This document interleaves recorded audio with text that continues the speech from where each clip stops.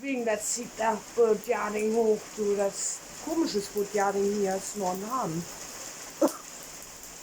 Ich glaube, wir kriegen dann eine fette Dusche ab. Schlecht getimt mit dem Rauchen, egal.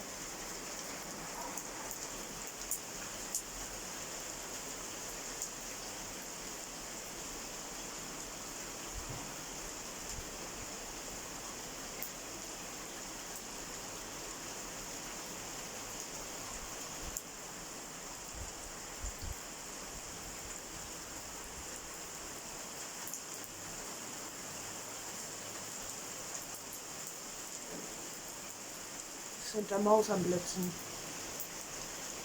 Nee, vor Maus. Hier sind wir hinter Maus.